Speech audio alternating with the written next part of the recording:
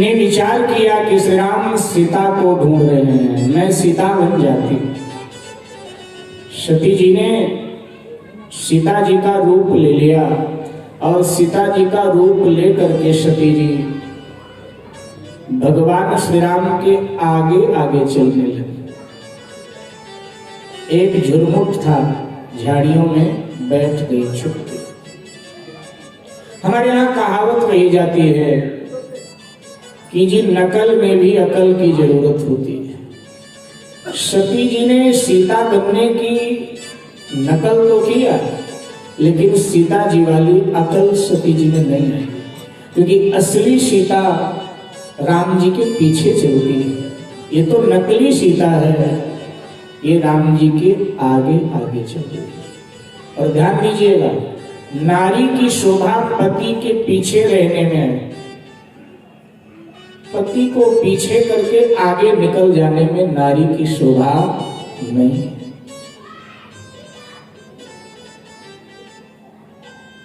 भगवान श्री राम तो अंतर्यामी,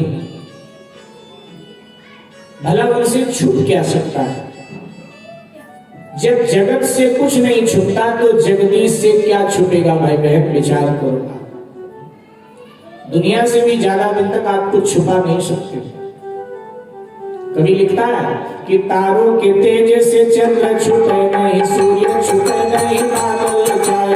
तारों के तेज से चंद्र छुपे नहीं, सूर्य छुपे नहीं, बादल छाए। धीरू पड़े रजपूत छुपे नहीं, काका छुपे नहीं, जाचक आए। धीरू पड़े रजपूत छुपे नहीं, काका छुपे नहीं, जाचक आए। दादा छुपे नहीं, जाचक आए। दादा छुपे नहीं, जाचक आए। घूंघट के पगले छुपे नहीं, चंचल नारी छुपे न छुपाए। घूंघट के पगले छुपे नहीं, चंचल नारी छुपे न छुपाए। गुंजन कहाँ सुनसान छुपे नहीं, गुंजन कहाँ सुनसान छुपे नहीं। भगवान छुपे विभूति लगाए, भगवान छुपे विभूति लगाए, भगवान छुपे विभूति लगाए, भगवान छुपे विभूति लगाए।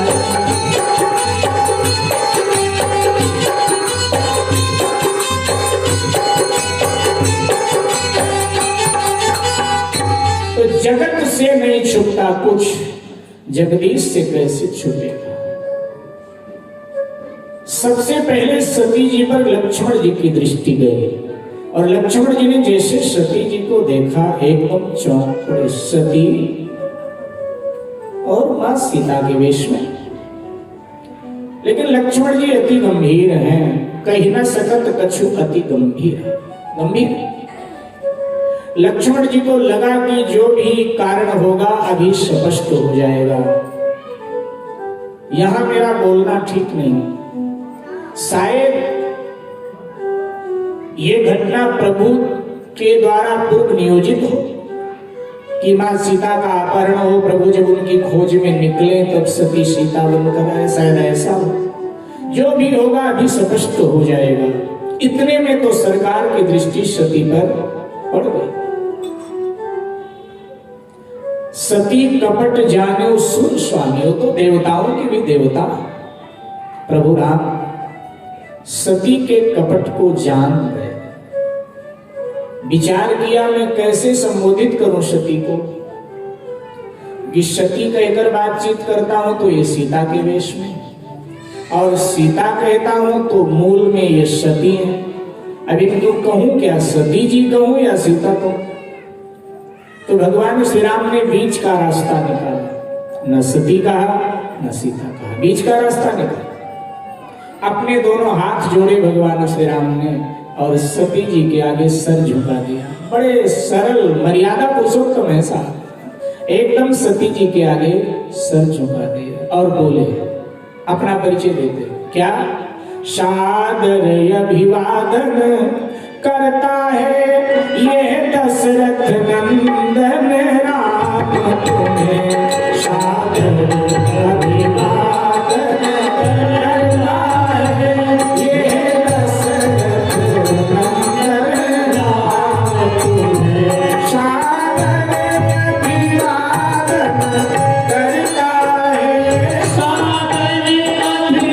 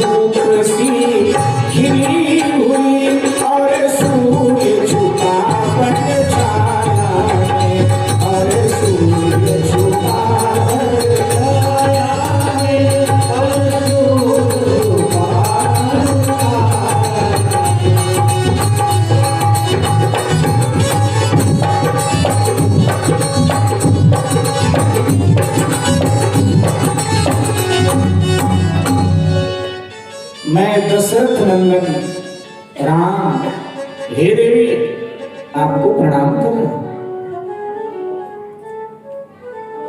आज अकेली आप यहां वन में भ्रमण कर रही हैं और शिव जी को वहां वट वृक्ष के नीचे छोड़ के आ गए। इस तरह अकेली नारी का वन में भ्रमण करना ठीक नहीं है देवी। जैसे इतना कहा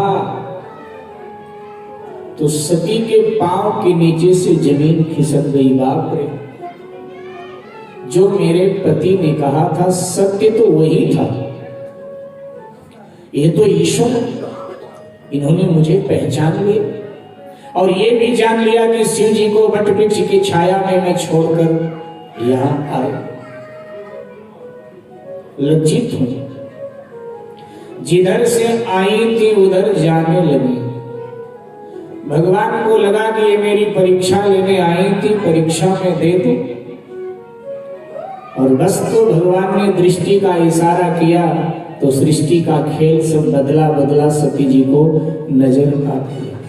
जिधर सती जी दृष्टि दौड़ाती हैं, अनगिनत राम लक्ष्मण सीता दसों दिशाओं में विद्यमान, अनेक शंकर, अनेक ब्रह्मा, अनेक इंद्र, गंधर्व, किन्नर, सिद्ध सब उनकी सेवा करें। जित चितम हित प्रभु आसीना सेवन सिद्धि मुनीश प्रवीण।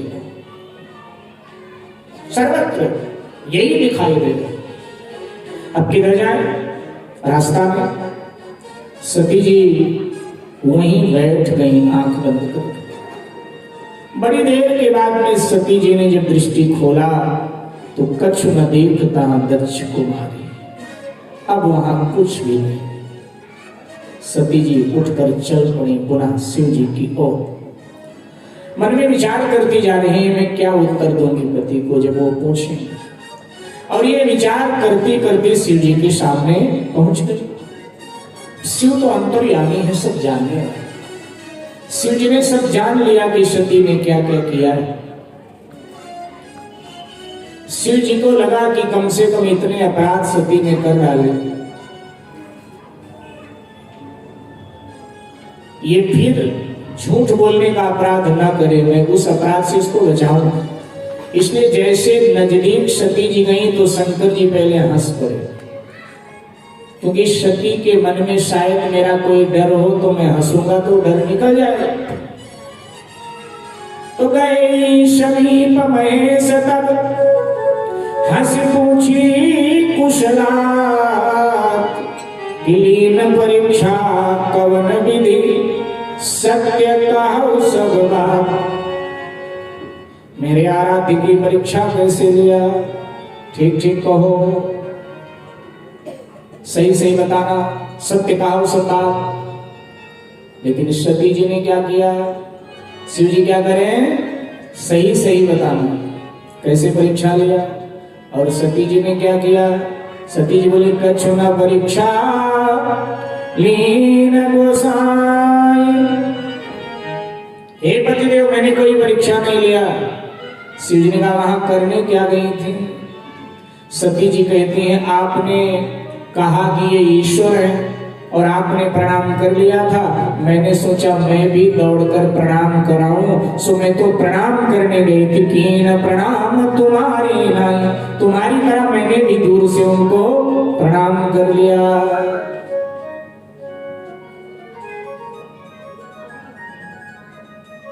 शिव जी का हृदय इस घटना से पूरी तरह टूट गया कि मैं शिव हूं और मेरी पत्नी मेरे सामने असत्य बोल रही, झूठ बोल रही। और मानो ये संदेश में दिया संसार के पुरुषों को कि हम शिव हैं, देखो हमारी पत्नी ने क्या क्या किया। तुम जीव हो, तुम्हारी पत्नी भी कुछ ऐसा हलचल करे तो मुझे याद कर लेना, इस प्रसंग को, इस घटना को याद कर। अशक्ति बोल।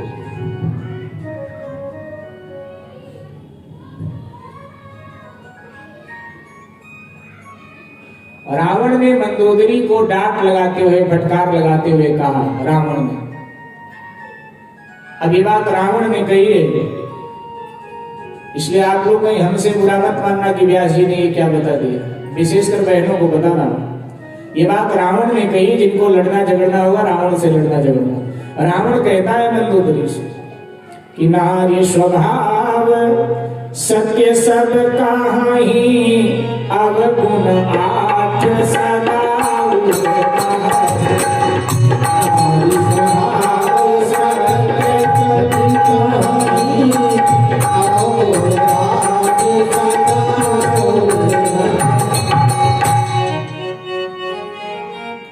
कितने अवगुण? इधर इधर पूछ लेते हैं पहले माताओं से, बहनों से पूछते कितने अवगुण? हाँ, कितने बताए? अवगुण 8 सदा पूर्ण रहा। देखो मैं नहीं, मैंने बता दिया, रावण ने कहा है लंका कांड में मानस के मंदोदरी। लेकिन आप लोग चिंता मत करो, रावण त्रेता में ये बात बोला था ना, तो रावण ने त्रेता में ये बात बोला था, तो मेरे ख्याल से कलयुग के स्त्रियों पर ये नहीं लागू होता है। देखो हम तो बहनों के पक्ष में ही हमेशा बोलते हैं भाई, बहनें प्रसन्न हो गई, देखो सर हिला दिया कि हाँ महाराज ठीक कह रहे हो, कलयुग के स्त्रियों में कोई अवगुण नहीं होता है। लगता है रावण ने त्रेता के स्त्रियों में बताया था कि अवगुण होता है, कलयुग के तो पुरुषों में अवगुण होता है, स्त्रियों में कोई। 8 अवगुण, साहस, अमित, चपलता, माया, भय, अविवेक, असौच, अडाया।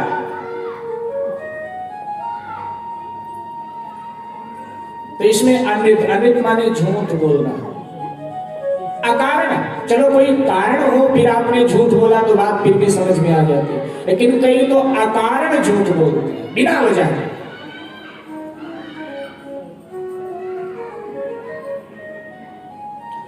एक दादी नींद में थी तो उसकी सहेली आ गई, दरवाजा खटखटाया तो पोता खेल रहा था, तो उसने पोते से कहा जाके कह दे दादी नहीं है।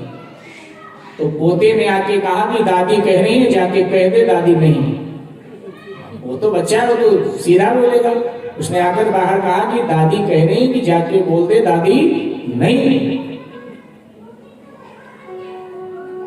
अकारण झूठ, कोई कारण है तो बात समझ में आती, भाई क्या करे मजबूरी थी इसलिए झूठ बोल दिया। लेकिन कई तो अकारण बोलते हैं। एक बनी घटना आपको बताऊं, आप सब उत्तर प्रदेश से हैं लगभग, और उत्तर प्रदेश में एक जिला है लखीमपुर, आप सबको पता होगा लखीमपुर, क्योंकि आप सभी उत्तर प्रदेश से हैं। तो लखीमपुर जिले के देहात में एक साध्वी जी अयोध्या की, उनका प्रवचन चल रहा था। ये बड़ी पुरानी बात है, उस समय देहात में बैलगाड़ी को छोड़कर बाकी कोई साधन नहीं होते थे। जो बहुत बड़े जमींदार लोग होते थे उनके यहाँ कोई साइकिल वाइकिल दिखाई देती थी, नहीं तो मोटरसाइकिल की बात ही छोड़ो, साइकिल भी किसी किसी घर दिखाई दे रही, बहुत बड़े लोग होते थे उनके यहाँ, बैलगाड़ी का साधन। तो उस समय की घटना, साध्वी जी वहां देहात में प्रवचन कर रही थी। आज रात्रि में उनका प्रवचन पूर्ण हुआ, तो अगले दिन सुबह उनको जाना था। तो अब रोडवेज तक पैदल या तो आया जाए देहात से, और अथवा बैलगाड़ी, यही साधन। तो उनके लोगों ने कहा साध्वी जी से कि कैसे बैलगाड़ी पे चलेंगी, कैसे? उन्होंने कहा नहीं, सुबह सुबह बिल्कुल निकलेंगी, प्रातःकाल, मई का महीना था तो बोले प्रातःकाल निकलेंगी, थोड़ा ठंड भी रहेगा और रोडवेज पर पैदल ही चलेंगे। तो उनके लोग उनको छोड़ने रोडवेज पर आ रहे थे पैदल पैदल। अभी सूर्योदय नहीं हुआ था।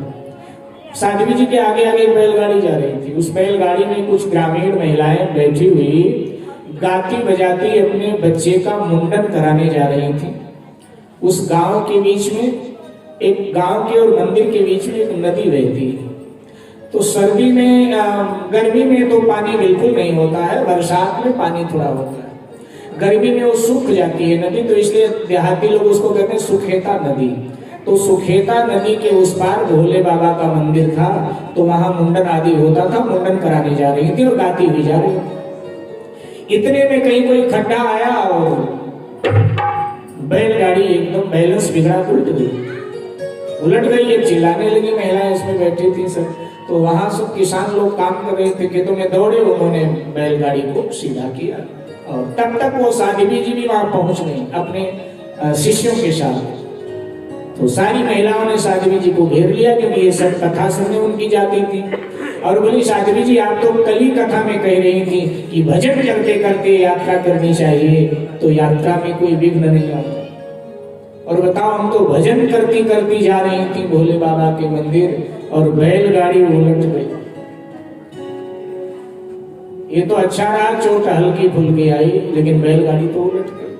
तो साध्वी जी चूंकि पीछे पीछे बैलगाड़ी की थी, तो वो भजन सुन रही थी। बोली, तुम भजन थोड़ा गा रही थी, तुम तो भजन में भी भोले बाबा से झूठ बोल रही थी। हम क्या झूठ बोल रही थी भजन में? बोले, अच्छा बताओ भजन तुम क्या गा रही थी? उन बहनों ने गा के सुनाया, हम तो ये वाला भजन गा रहे थे। कौन सा वाला? तो आप लोग भी सुनिए कौन सा वाला गा रहे थे। अवधी बोली में है, बाबा तुम्हारे मंदिरवा कैसे आऊं। हमारे पूरब में ना थोड़ा सा शब्द को बिगाड़ करके बोलते हैं, थोड़ा सा बिगाड़ देंगे पूरब में। बाबा तुम्हारे मंदिरवा कैसे आऊं, नदिया आगम बर। बाबा तुम्हारे मंदिरवा कैसे आऊं, नदिया आगम बर। बाबा तुम्हारे मंदिरवा कैसे आऊं, नदिया आगम बर।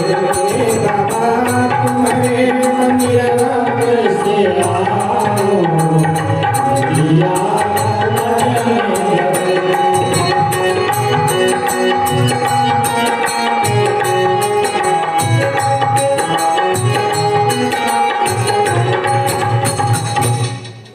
ये वाला भजन गा रही थी।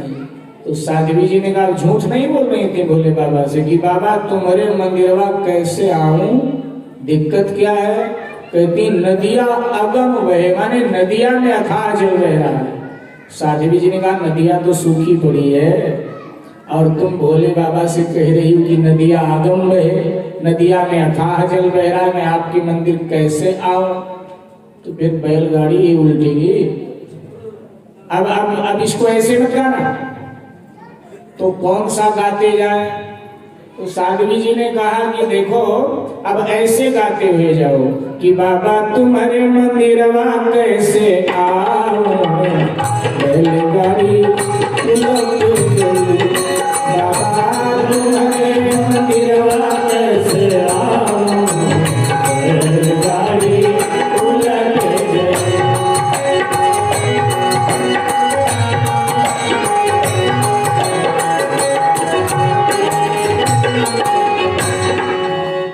तो अकारण असत्य बोलना, झूठ बोलना। तो शिव जी का हृदय आज